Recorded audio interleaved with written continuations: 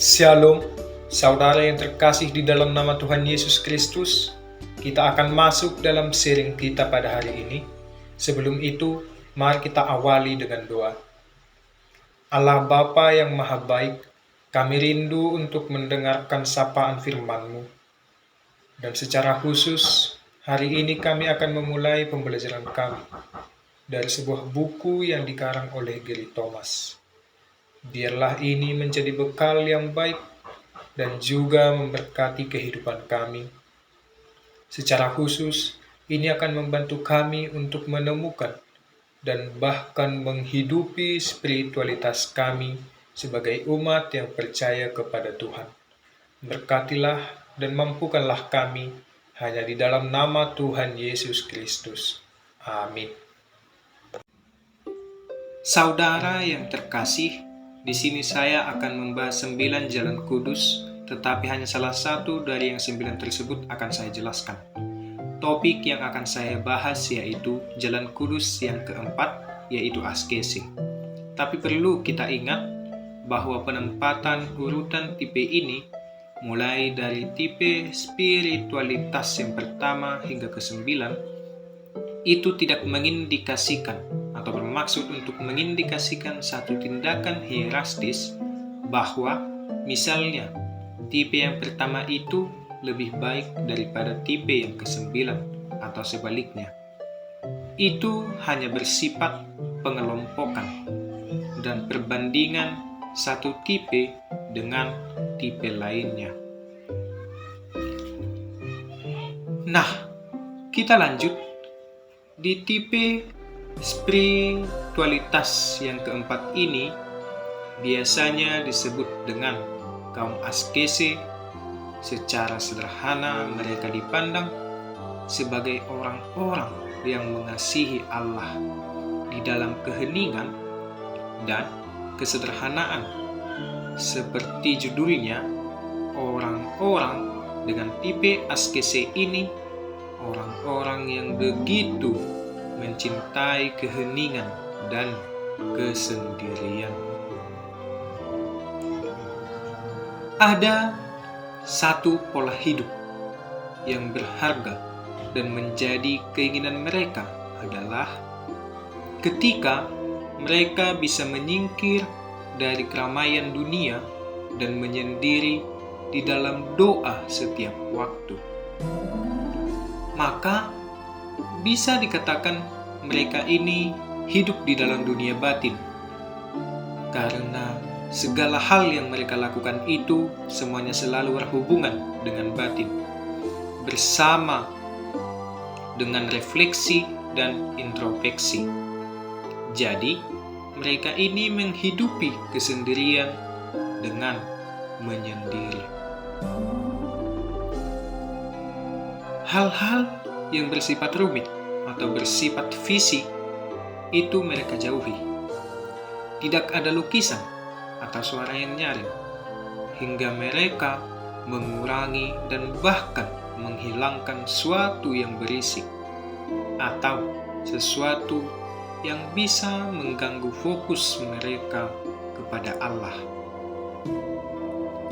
Sehingga untuk hidup dalam keheningan dan kepentingan batin itu, mereka juga menghayati dan menghidupi dengan melakukan karakteristik mereka yang lain.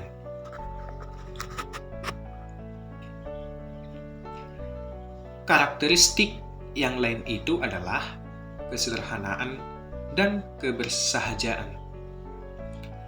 Hal yang mereka lakukan, baik cara hidup mereka, cara berpakaian mereka, cara beribadah mereka, bahkan menaikkan pujian dan doa, semuanya itu sangatlah sederhana. Sebagai contoh dapat kita ambil di mana ada di Jawa Tengah 2 tempat pertapaan, yaitu yang pertama pertapaan Rawaseneng dan yang kedua itu pertapaan Ginudo Salatiga. Cara hidup mereka yang sederhana mulai dari pakaian yang banyak, tetapi pakaian tersebut hanya beberapa jenis. Lalu Liturgi doa dan nyanyian mereka juga sederhana. Lirik lagunya yang begitu singkat, namun dinyanyikan secara berulang-ulang. Harapannya, ketika lirik nyanyiannya yang sederhana ini dinyanyikan secara berulang-ulang, maka akan meresap ke dalam hati mereka sebagai sebuah doa. Bagi yang GKI mengenal salah satunya yaitu Taizé. Semuanya itu dilakukan dalam suasana yang teduh dan bersahaja. Sehingga makan pun mereka hening. Tidak ada suara sendok yang menyentuh piring. Suara orang yang bercakap-cakap juga tidak ada. Kehidupan doa mereka itu juga sangat disiplin. Mereka juga menghidupi pola hidup berpuasa dan berpantang secara rutin. Biasanya, pasti ada pertanyaan seperti ini. Kak, apakah mereka tidak peduli dengan kehidupan bermasyarakat? Tentu saja, mereka itu peduli ya teman-teman, jangan kita salahkan. Jadi, kehidupan asketis mereka yang menyepi dan menyendiri itu di dalam penghayatan mereka secara bertahap itu akan mendidik mereka untuk hidup tanpa pamrih di tengah masyarakat. Tujuan utama dari Jalan Kudus Askese ini adalah pemurnian diri dan pembebasan diri. Keterikatan dunia materi dengan mengurangi keinginan duniawi dan fokus pada aspek spiritual individu berupa menghayati nafsu duniawi maupun emosi dan karakteristik materi.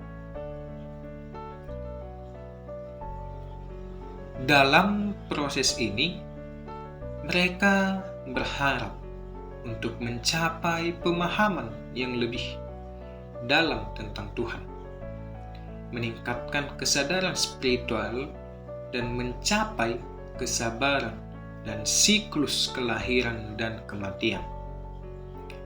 Namun, penting juga untuk dicatat bahwa praktik askese bukanlah pendekatan yang relevan untuk dilanjutkan bagi semua orang.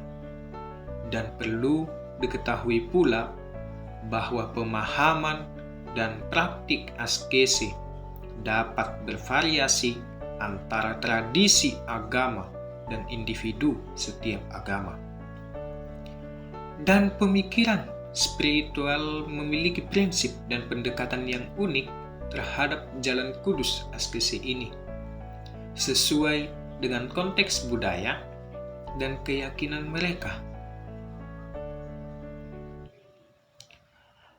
Secara keseluruhan, Jalan Kudus Askese adalah suatu pendekatan spiritual yang melibatkan pengorbanan dan disiplin diri dalam rangka mencapai transformasi spiritual dalam pemurnian diri. Ini dapat dicapai melalui praktik seperti berpuasa, meditasi, kehidupan yang sederhana dengan harapan mencapai kedekatan yang lebih besar dengan Tuhan, dan pembahasan serta keterikatan materi.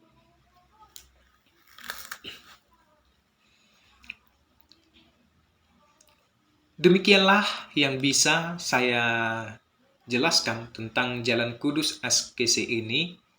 Semoga dengan penjelasan ini bisa bermanfaat bagi kita semuanya. Saya ucapkan terima kasih. Shalom.